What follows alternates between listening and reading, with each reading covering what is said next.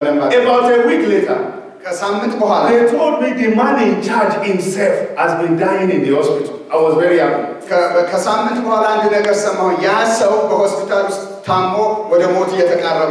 said, go and tell him I want to pray for him. I've never seen a communist dying and they want to pray for him. He will say no before. So you become Tamo Selenabara, Mesale Asfadigum Aridum, Nagagan Hitches and Latalon. He said, I should come. I went. If you saw him that time, you will know he was practically dead. He was just still moving. Because all in his body, that's why I know that skin can be like plastic. It was just, you could see the bones, everything was gone. So you hospital at Antus Camisidres, Yamacha Garaja Garso, Tamonabara. As far as the hospital was concerned, he has nothing less more than 3 days to live. I went with my bottle of oil. I anointed him. I prayed for him. And I told him, they said you will be dead in 3 days. They said you will be dead in 3 days. But I know you to, I want you to know that in 3 days you will be on your feet. I left. In 3 days he has regained strength. So after some days they discharged him. He was a civil servant. He went on holiday. So when I heard he was back to his office, I went to his office. Now listen to this. In the office, they knew a Nigerian pastor prayed for him, but they didn't know who.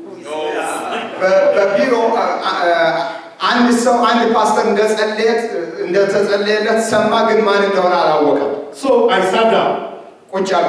All of a sudden, they discovered I was the one who prayed for their boss. So they came to me. Pastor, please go. We'll bring your paper for you. I said, the country I come from, we don't do like that. We collect it before we go. They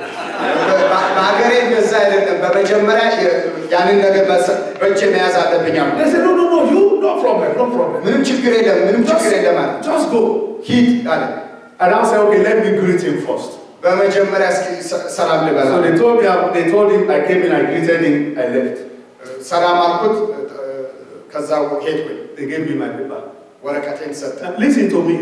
When they say no to you, they are only testing whether you know who you are.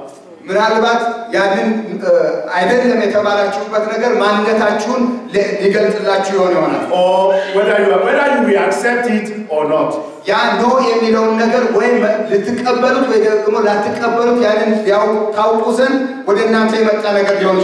In God, all things are possible.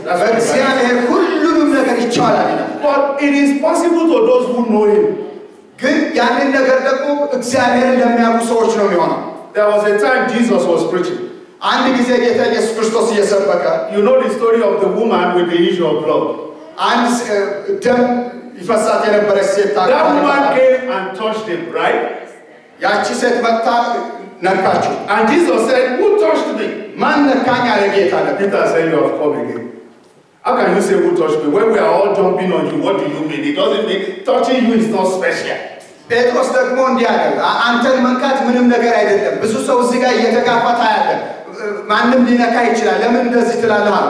said, no.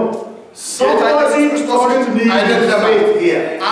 So you see, it's not every touch that makes meaning. It is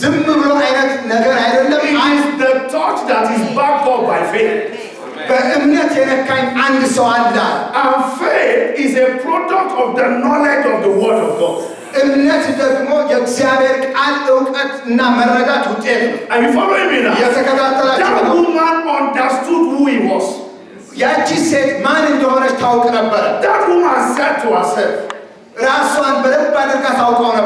know better than all these ones. I don't need him to pray for me. If I can just touch his garment, it's okay. ምን አለች እሷ ምንም እንዲጸልይልኝ አልፈልግም ነገር ግን በእጄን ብቻ ጨርቁን ከነካፈውሳለሁ ብላ So if you will manifest your dignity, it is the knowledge of God and of His word that you have that will put you in command. በህይወታችሁ ውስጥ አንድ ነገር እንዲገለጥ ከፈለጋችሁ የእግዚአብሔር ቃል ዕውቀት እንዲበራላችሁና እንድታዩት እንድታውቁት ያስፈልጋል. And that's why you make yourself available. ስለዚህ ለዚህ ለእግዚአብሔር ቃል ዕውቀት ብርሃን ራሳችሁን አዘጋጁ. For God to teach you. እግዚአብሔር እንዲያስተምራችሁ ራሳችሁን አዘጋጁ. One of my spiritual sons is in LA now. አንድ ኢሌ ያለ ልጄ አለ. He's an Ethiopian, of course. ኢትዮጵያዊ ነው. He went for visa in the American embassy. ለቪዛ ለመጠየቅ ወደ አሜሪካ ኤምባሲ ሄደ. And they refused him. እምቢ አሉት. But when he started getting knowledge of God and of the word of God, he got angry. የእግዚአብሔር ቃል ዕውቀት ከማነሱ የተነሳ በጣም ከማወቁ የተነሳ በጣም ተቆጣ.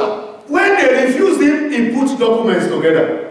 እምቢ ሲሉት የነበረውን መረጃዎች በሙሉ አንድ ላይ ሰበሰባቸው. Now when he got knowledge, he said it's an insult that they say no to me. He didn't look for paper to pack the way you all pack before you ran away here. He sent his passport, they gave it to him. He's still in LA now. ከዛ በኋላ በደንብ የእግዚአብሔርን ቃል ዕውቀት ከተረዳ በኋላ ዶክመንቱን በሙሉ ከሰጣቸው በኋላ ቪዛውን መጥቶለት አሁን ያለው ኢሌ ነው. Because knowledge puts you in command. ዕውቀት ስልጣናችሁ ላይ ያስቀምጣችኋል. Are you following me? The knowledge of the word of God is what puts you in command. የእግዚአብሔር ቃል ዕውቀትና ብርሃን እናንተን ከፍታችሁን ያስጨብጣችኋል. If you must occupy your place, እናንተ ስፍራችሁን ከያዛችሁ and rule your kingdom, like I said yesterday. ትላንት እንዳልኩት ያ ስፍራችሁን ደግሞ ከገዛችሁ. Maybe I should repeat it. I can see some new people here today. Let me repeat that for you to get it carefully well. እስኪ እንደገና ትላንት ያልኩትን ልትገምላችሁ. When God made man in the beginning, በመጀመሪያ እግዚአብሔር ሰውን ሲሰራው He gave man a kingdom. መንግስትን ሰጠው. He said, let them have dominion. Dominion means you have a domain you are ruling over. አንድ ይዞታ ይኖራችኋል በዛ ላይም ደግሞ ይግዙዋል እግዚአብሔር. You have your domain. እናንተ ደግሞ አንድ ስፍራ አላችሁ የምትቆጣጠሩ ስፍራ አለ. Your body is your domain. ሰውነታችሁ የእናንተ Your family is your domain. Your family is your domain. ቤተሰባችሁ ደግሞ የእናንተ Your ይዞታ. business is your domain. ስራችሁ የእናንተ ይዞታ ነው. Anything that has to do with you is your domain. ማንኛውንም ነገር ከእናንተ ህይወት ጋር የተያያዘ ሁሉ የእናንተ ይዞታ ነው. And God expects you to rule it. እግዚአብሔር ደግሞ ያንን ነገር እንድትቆጣጠሩት እንድትገዙት ይፈልጋል. To take charge over it. በዛ ላይ እንድትሰለጥኑበት ይፈልጋል. 1 Peter chapter 2 verse 9. አንደኛ ጴጥሮስ ምዕራፍ 2 ቁጥር 9 ላይ He said, "For ye are a chosen generation, a royal priesthood." እናንተ የተመረጣችሁ የንጉሥ ካህናት ናችሁ. We are not just priests. We are not just ካህን ብቻ አይደላችሁም. We are royal priests. የነገስታት የንጉሥ ካህናት ናችሁ. They are two different things. ሁለቱም የተለያዩ ናቸው. A priest ካህን is one set aside for religious ordinances. ለሃይማኖታዊ ስርዓት የተቀመጠ ነው. It does not have royal authority because royal authority means you rule. የንጉስነት ስልጣን የለውም. የንጉስነት ስልጣን ግን ለመግዛት ነው ለመቆጣጠር. But our priesthood is royal priesthood. የኛ ክህነት ግን ንጉስነት ያለበት ነው. That means we take things pertaining to God and we rule here. ማንኛውንም አይነት ነገር ከእግዚአብሔር እንቀበላለን. ይህን ንጉስነት እንቀበላለን እንገዛዋለን. Because God has made us His people. እግዚአብሔር የራሱ ህዝቦች አድርጎናል. And we are not only dealing with God in things pertaining to God, we are also ruling here. ዝም ብለን ከእግዚአብሔር ጋር እንዲሁ ሳይሆን ግን ያለንን ነገር ሁሉ መቆጣጠር መምራት እንድንችልም ጭምር. That's the kind of authority you have. ያ የስልጣን ዋና ይዘቱ ነው. But you need to know it. እናንተ ግን መማር The አለባችሁ. Bible says Jesus has made us kings and priests to reign on the earth. ጌታ ኢየሱስ ክርስቶስ ምን አለ? እናንተ የመንግስት ካህናት ናችሁ ደግሞ በሕይወት ትገዛላችኋል. Let me tell you this. ይሄንን ልንገራችሁ. Some of you preach to your friends, right? አንዳንዶቻችሁ ለጓደኛችሁ ትሰብካላችሁ. Maybe you see a friend that is in crisis. በተለያየ አይነት ችግር ውስጥ ላለ ሰው That's why you see, if you give your life to Jesus now, all your problems will be over. ይሄንን ችግር ራስን ለጌታ ኢየሱስ ክርስቶስ አሳልፈ ብትሰጥ ይሁን ይወገዳል። If you give your life to Jesus now, you see things will change. ለጌታ ህይወትን አሳልፈ ብትሰጥ ታሪክህን ሁሉ ይቀየራል ትሉታላችሁ። Has your own changed? ግን ሊቀየር ይችላል። I'm just asking. Because that means you know what you are talking about. ምን እንደምናገር ይገባችኋል። But then you must prove it in your life. አንድ ነገር ከሰማችሁ ያንን ነገር በህይወታችሁ እንድታረጋግጡት ያስፈልጋል። What you are saying is true, but you are not demanding it for yourself. You are only preaching it. አንድ ነገር ዝም ብለን እናገረዋለን። ያንን ነገር ግን በህይወታችን በተግባር በራሳችን ህይወት አንመለከተው። That thing you preach to others, preach it to yourself. Let's say it. ለሌላ ሰው የምንሰብከው ነፃነትን ይሁን ማንኛውንም ነገር የምንሰብከው ነገር በመጀመሪያ በራሳችን ህይወት ላይ እናረጋግጠው ይገባል። That's what we are talking about. ይሄንን ነው የምናገረው። I want you to know that God wants you to take charge of your life. እኔ አንድ ነገር እነግራችኋለሁ፣ የራሳችሁን ህይወት ሙሉ ለሙሉ እንድትቆጣጠሩት። Not only take charge of your life, take charge of your environment. ህይወታችሁን ብቻ መቆጣጠር ሳይሆን አካባቢያችሁን ሁሉ እንድትቆጣጠሩት ነው እግዚአብሔር የሚፈልገው። Take charge of your people. ተቆጣጠሩት አካባቢያችሁን። You see yourself as a priest of God with royalty. እናንተ ራሳችሁ ካህናት ግን ደግሞ የንጉስ ካህናት እንደሆናችሁ ተመልከቱ። That's why God sent us here. እግዚአብሔር የላከኝ ደግሞ እኔም ለዚህ። That's why you are here. እናንተም እዚህ ያላችሁት ለዚህ ነው። You are not just here to eat injera and raw meat. እዚህ ያላችሁት እንጀራ ለመብላትና ጥሬ ስጋ ለመብላት ብቻ አይደለም። How many of you eat raw meat here? ስንቶቻችሁ ጥሬ ስጋ ትበላላችሁ? I know if you don't eat raw meat, you are not an Ethiopian. ጥሬ ስጋ የማይበላ ሰው ኢትዮጵያ አይደለም። You know, the first under 7 days that I got to Addis, I went for a wedding. አንድ ቦታ ለሰርግ እንደሄድኩኝ አንድ ስፍራ ሄድኩ። I will never forget it. ምንም አልረሳው። We sat down. ሁላችንም ተቀመጥን። Ethiopian weddings are very colorful. ሁሉም ያ ኢትዮጵያን They were dancing, they were moving, everything was ሁሉም good. እየደነሱ ነው፣ እየጨፈሩ ነው፣ እየበሉ። I saw a long queue. አንድ ትልቅ መስመር ተመለከትኩ። Carry plate and knife. ሁሉም ቢላና ሳህን ይዟል። Where are these people going? የት ነው የሄዱት? All of a sudden I saw something they hung like this. እዛ ጋር አንድ የተሰቀለ ነገር አየሁ። ጥሬ ስጋ raw meat ጥሬ ስጋ And they cut it. ይቆርጡታል። Put chili beside it and they በርበሬ ያደርጉበታል። ከዛ ይበላል። I've never seen that kind before. ያንን በጣም ገርሞኛል በመጀመሪያ ያየሁት። Amen? አሜን። That's not the only reason why we are here. ለዚህ አይደለም ሁላችሁም ያላችሁ። We are here to represent God to our people. ሁላችሁም እዚህ ያላችሁት እግዚአብሔርን ወክላችሁ ነው። Are you following? እየተከታተላችሁ You know, the word Christian, they call people Christian because they were like Christ. ሁላችንም ክርስቲያን የተባልነው ክርስቶስ ስለምንመስል። So our people are to see God through us. ሰዎች በእኛ ህይወት ውስጥ እግዚአብሔር እንዲያዩ ይፈልጋል። And it will not happen except you know Him. ይህ ደግሞ ሊሆን የሚችለው እግዚአብሔርን ስታውቁት ብቻ ነው። If I am sending you to represent me, you must know what I stand for. እኔ እንድትወክሉ ከላኳችሁ እኔ ደግሞ ምን እንደሆነ ልታውቁ ይገባል። That's what we are talking about, manifesting royalty. ይህ ነው ንጉስነትን መግለጥ እየተማርን ያለው። It is all the influence of a king over his territory. ባለን ይዞታችን ላይ መቆጣጠርና መግዛትን ነው እየተማርን ያለው። And you must mark your territory from today. ከዛሬ ጀምሮ ያላችሁን ስፍራ ይዞታ ትቆጣጠሩ። Satan, you can't manifest here. ሰይጣን ሆይ በዚህ ባለሁበት ቦታ አትገዛ። Not over my children, not over my wife, not over my husband, not over my business.